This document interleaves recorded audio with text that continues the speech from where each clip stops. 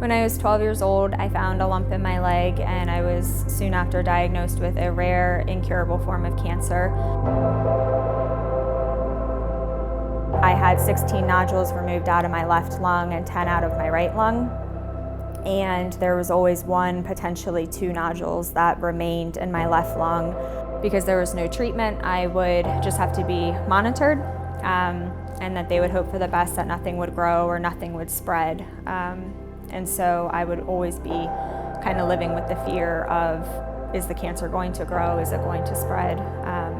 And so each year I'd have to go in and get scanned. It's coming back, the Dare to Be event with Natalie Grant and Charlotte Gambill. It's a multi-day women's conference, jam-packed into a 3-hour night of encouragement. So it was on WGTS that Dare to Be was advertised, and I was really growing in my faith and was encouraged to hear about a women's event in the area, and so I had learned about Dare to Be. My best friend submitted my story, my testimony of just my journey with cancer, and they did choose my story. I had no idea, but I went to the event. When they started to honor somebody, I was in the crowd and realized that they were sharing my story of what the Lord had been doing in my life all these years. Let's pray and ask God for a miracle. We serve a miracle working God. Father, we come right now as an army. It was truly a moment I'll never forget. I experienced the love of the Father. It was just like He was, there hugging me on stage, and it was such a powerful moment. Then they prayed for me, and it was actually that week that I was going for my follow-up scans at NIH. At first, I remember thinking to myself, I don't know why they're praying this. The doctors always told me there's no cure and I'll never be in remission, and I was thinking this.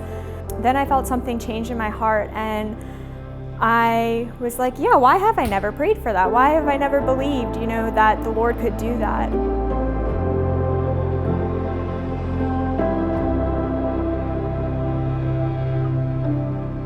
So when I went back the next week for my scans, and I asked my thoracic surgeon personally if he had reviewed the scan, and he said there was no evidence of any residual disease. And I asked him, I said, doctors always told me I would never be in remission. And he said, well, I don't know what else you'd call it, because there's no evidence, no trace of anything in your body. You can do this, Emma.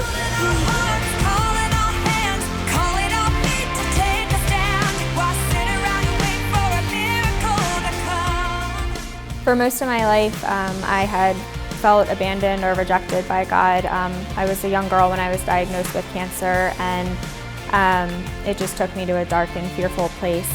But now I look back and I see God's faithfulness throughout. I see the power of prayer.